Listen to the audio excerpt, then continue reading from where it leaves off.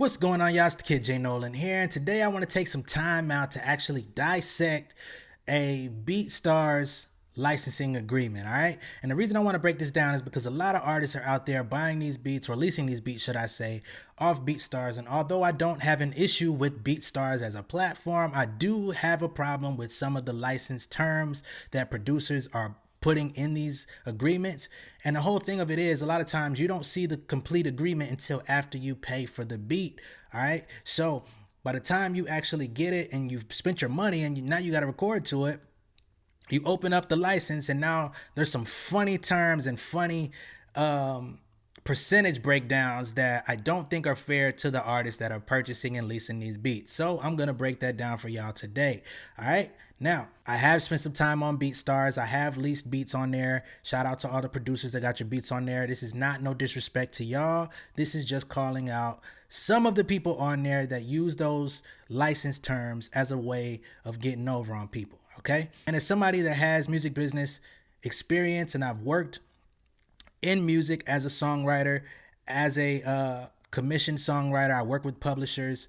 You can see my work on all types of platforms such as Netflix, Hulu, Amazon Prime, all over the place. You know what I'm saying? So I'm not talking from somebody that has never done any type of agreement in music. Now, let's go ahead and open up this Beatstars document that I have right here. All right, so in this particular situation, I got this track off of Beatstars from a producer. Let's go ahead and look at it. License fee, of course, whatever was paid is the one-time fee. Delivery of the beat, you get the beat. I bought the MP3 version. I didn't get the wave. The term of this agreement shall be 10 years, and this license shall expire on year 10, okay? Use of the beat. In consideration for licensee's payment of the license fee, the producer hereby grants licensee a limited, non-exclusive, non-transferable license and the right to incorporate, include, and or use the beat in the preparation of one new song, to incorporate the beat into a new piece of instrumental music created by the licensee. All right, that's not so bad, right? It's just letting you know that the producer is allowing you to record on this beat. That's the simple way of breaking that down. Now, Section B says, the license grants licensee a worldwide non-exclusive license to use the beat as incorporated in the new song in the manners and for the purposes expressly provided for herein, subject to the sale restrictions, limitations, and prohibited uses stated in this agreement. Licensee acknowledges and agrees that any and all rights granted to licensee and the beat pursuant to this agreement are on a non-exclusive basis. So you went around the corner and back basically to say that you are granted a non-exclusive license, meaning that just because you bought the lease to this beat does not mean that you own it exclusively, and you should not act as though you do. All right. Now, the new song may be used for any promotional purposes, including but not limited to a release in a single format, for inclusion in a mixtape or free compilation of music bundled together, EP or album, and or promotional non-monetized digital streaming. Licensee may perform the song publicly for profit performances, including but not limited to at a live performance, i.e. concert, festival, nightclub, etc., or terrestrial or satellite radio and or the internet via third-party streaming services, Spotify, YouTube, blah, blah, blah. The new song may be played on 2 terrestrial or satellite radio stations. So basically, if you have anyone interested in playing your music on the radio, they're basically saying that you can choose only 2 radio stations to play your music. Now tell me, what benefit does it serve any artist in this world to get played on just 2 radio stations when there's thousands out there? Okay, the licensee may use the new song in synchronization with one audio-visual work no longer than 5 minutes in length. All right? In the event that the new song itself is longer than 5 minutes in length, the video may not play longer than the length of the new song. The video may be broadcast on any television network and or uploaded to the internet for digital streaming and or free download by the public, including but not limited to YouTube and or Vivo. Producer grants no other synchronization rights to licensee. All right, so it says you can get it on TV. If you shoot a music video for your song, you can record a music video, you can get it played on TV, you can get it played on YouTube, you can get it played on Vivo. However, you do not have synchronization rights, all right? What are synchronization rights? We talk about it all the time on this page. Sync licensing. You do not have the right to sync this song. All right. So basically, if you want to sync it, you're going to have to reach out to the producer. Hopefully they respond to you and get them to sign on some other sort of agreement. The licensee may make the new song available for sale in physical and or digital form and sell 10,000 downloads or physical music products, and are allowed 250,000 streams. Okay, so this is where it's able to be monetized. The new song may be available for sale as a single and or included in a compilation of other songs bundled together by licensee as an EP or a full-length album. The new song may be sold via digital retailers for permanent digital download in MP3 format and or physical format, including compact disc and vinyl records. Okay, so you're able to sell at least 10,000 downloads or physical music products of this new record, and you're allowed 250,000 streams. All right, so now you're able to monetize this thing and make some money back. Subject to the licensee's compliance with the terms and conditions of this agreement, licensee shall not be required to account or pay to producer any royalties, fees, or monies paid to or collected by the licensee, expressly excluding mechanical royalties, or which would otherwise be payable to producer in connection with the use, exploitation of the new song as set forth in this agreement. So this producer is basically saying once you go out there and you put it out on your Spotify's, your iTunes, your etc., they're not asking for any additional royalties. You're able to cake up on whatever you're able to make. Now, this is where the restrictions come in. The rights granted to licensee are non-transferable, and the licensee may not transfer or assign any of its rights hereunder to third party, which means you can't buy this beat and give it to somebody else. They're basically binding you to the track. So anyone that's logged in and bought a beat on Beatstars, you see that they automatically take your name from your user account and they put it into that agreement, and they're basically saying that you cannot transfer this license to anybody else. Licensee shall not synchronize, here we go with that word again, synchronize or permit third parties to synchronize the beat or new song with any audiovisual works except as expressly provided, which is the music video. Okay, so if you're trying to get synced, this is not the way to do it. A lot of y'all got plenty of tracks with these types of beats on your computer, on your hard drives, etc. And there's nothing wrong with that, but just know, if you step to me and say, hey man, I'm trying to sync my music, and you play me a track and you know you got it from Beatstars, we already gonna have to stop automatically unless you have the complete unlimited exclusive rights and a signed waiver from the producer that says yes, you can get this song synced. You are out of the running by default. Okay, just want to let y'all know. All right, and in these restrictions it also says how you're not able to sample any of the pieces in part or whole that are used in this track. So you can't sample their work and make something else new out of it, which is, you know, that's a good thing. Licensees shall not engage in any unlawful copying, streaming, duplicating, selling, lending, renting, hiring, broadcasting, uploading, or downloading to any database, servers, computers, peer-to-peer sharing, or other file sharing services, posting on websites, or distribution of the beat in the form or substantially similar form. So basically you can't take this beat and start using it as your own on your website. You can't start putting it on peer-to-peer sharing. So you can't be sending this beat around to nobody.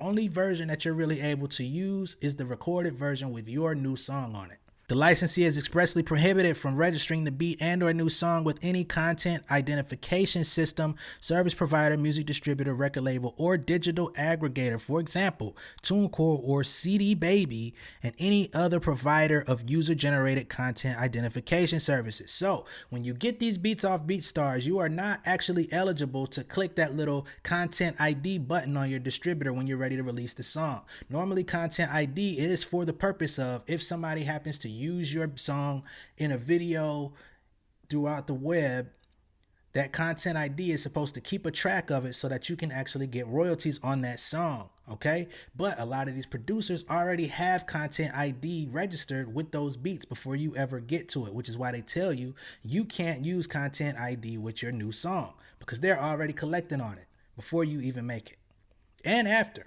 Because once you put your new song out and you put it on YouTube, the content ID is going to bring them money. All right, so let's get into ownership, shall we?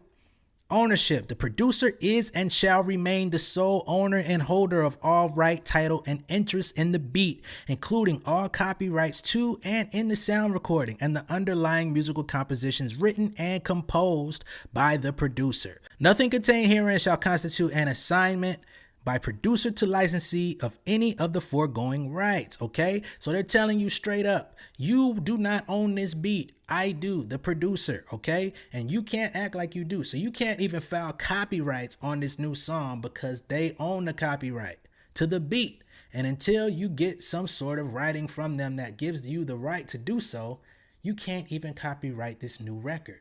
And to take it further, if you don't believe me, let's go to section B. For the avoidance of doubt, you do not own the master or the sound recording rights in this new song. You have been licensed the right to use the beat in the new song and to commercially exploit the new song based on the terms and conditions of this agreement. Notwithstanding the above, you do own the lyrics or other musical components of the new song that were written or composed solely by you. Now, what that does mean is you can register your lyrics. You can even register a sound recording of your acapella, or you could put it on a new beat that you own and create a new master for it and register the copyright. However, this track that you've leased, you cannot. All right? By law, you cannot. Now, if you're going out there and doing it anyway, you do have some sort of legal protection. But if somebody comes and says, hey, you shouldn't have registered this song as a copyright, it's not your master, and I have the beat lease with your name on it to constitute that, it's going to be a problem. Producer shall own and control 50% of the so-called writer share of the underlying composition. All right, so far as writing credit, you guys are splitting that 50-50. That's by default. There's no negotiation around that. It's on paper, right? Okay, now, producer shall own and control and administer 100% of the so-called publisher's share of the underlying composition. And this is where I get angry, right? So, in the event that licensee wishes to register his or her interests and the rights to the underlying composition of the new song with their performing rights organization, licensee must simultaneously identify and register the producer's share and ownership interest in the composition to indicate that producer wrote and owns 50% of the composition in the new song, and as the owner of the 100% publisher's share of the new song. So off rip, you have to give the producer 100% of all the publishing. You get a 50% writer share, but the other half of that, the publishing side, goes 100% to the producer. Now, if you read the Pen Game Portfolio, I've told you what publishers do. Publishers sign artists, songwriters, etc. We'll say songwriters, right? Publishers sign songwriters, and they basically go out and they market and build relationships and broker deals on behalf of the songs that you create. So if a producer just makes a beat and you make a song to it and they assume 100% of the publishing royalty, then they should be doing the other half of the work that constitutes a publishing share. All right. Now, if they said 50-50, I will be a little bit more lenient about this situation because, okay, we're splitting the writer's share 50-50. We could split the publishing too. But if there's any traction to be gained from this song, it will be solely the artist's responsibility, which does not make any sense for me to give you 100% of anything if all you did was make the beat. Now, your beat is fire, and your beat could be a great song for anybody. Somebody could turn it into a hit, and you won't have to worry about the song that I make. However, you don't know if I can do the same thing to that record. And for these types of terms, it's just egregious, unconscionable, as a lawyer might say. Now, let's talk about the licensor's option here, okay? This is another one that gets a little bit shaky for me. Licensor shall have the option at licensor's sole discretion to terminate this license at any time within 3 years of the date of this agreement upon written notice to licensee. In the event that licensor exercises this option, licensor shall pay to license a sum equal to 200% of the license fee paid by licensee. Upon licensor's exercise of the option, licensee must immediately remove the new song from any and all digital and physical distribution channels and must immediately cease to any streams and or downloads of the new song by general public. So this licensor's option here basically says that the producer has the right to terminate this license at any given time within 3 years, okay? And if they terminate that, you will have to take down your song, basically, and you will have to forego any impending royalties that are on the way, and they'll pay you a sum equal to 200% of what you paid. So let's say, a lot of standard licenses on Beatstars are about $29.99. Let's round that up to $30. You could say, man, you can't do nothing more with that song just because I feel like you can't do nothing more with that song. I'll give you $60 to take it down. It's kind of trash. You know what I'm saying? Although there is a benefit that they're going to pay you double, it's still like, yo, I paid my money for it and I still don't have rights to it. This person could change their mind at any given moment within the 3 years and just be like, man, your song is doo-doo. Take it down. Now, I will say there are more terms in this agreement. I don't really feel like going through all of it. There's a portion in there that talks about giving the producer credit and that you should use your best efforts to give them credit on um, anything that you basically do with the song. So if you post it online, if you put it on YouTube, if you put it on IG, social media, etc., they want you to always say produced by such and such, which I don't think is a bad practice. Anytime I release a song with a producer, I try to give them credit where possible. Um, but the fact that it says you should use best efforts to do so after I gave you my money, I don't have to do jack. That's how I feel about it. Any type of additional publicity that I give to you, being that you're not going to give me any on the back end, or in return, I should say, is basically off of the good will in my heart.